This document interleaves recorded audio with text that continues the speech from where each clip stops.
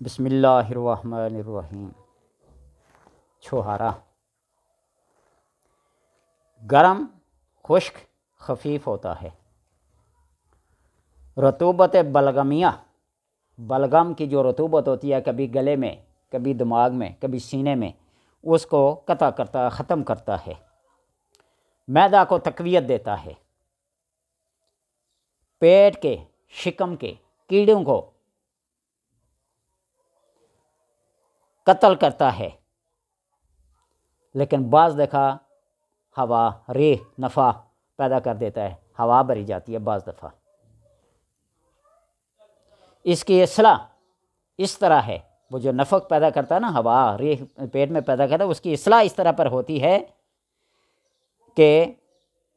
کھیرا، ککڑی جس کو ہم اپنی زبان میں کہتے ہیں، اس کے ساتھ اس کو کھایا جائے تو پھر یہ نفق پیدا نہیں کرتا۔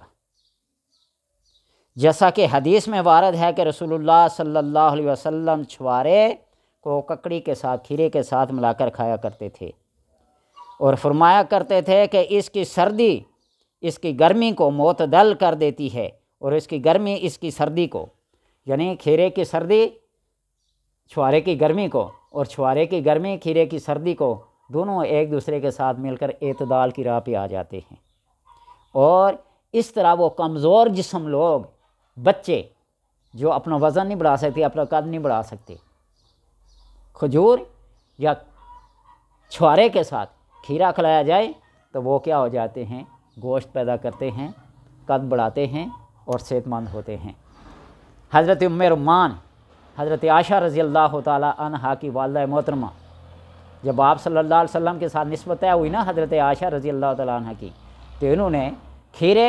اور کھجور اور چھوارے کو ملا کر کھانا شروع کیا، جلدی جوان ہوں تو تاکہ ان کی رخصتی کی جائے۔ لوگوں کی کیا عقیدت تھی، کیا محبت تھی۔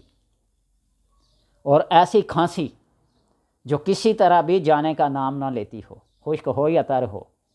سردی کی ہو یا گرمی کی ہو، اس چھوارے کو آگ پہ رکھیں، اور آگ کوئلوں والی آگ، لکڑی والی آگ، یہ گیس والی آگ نہیں، کوئلے جو ہوتے ہیں ان کے اوپر رکھا جائے، اور چھوارا جب یہ پک جائے تو اس کو کھایا جائے تو اس سے یہ کھانسی کیا ہو جاتی ہے، ختم ہو جاتی ہے۔ ایسے لوگوں کی قوت باہ، جسمانی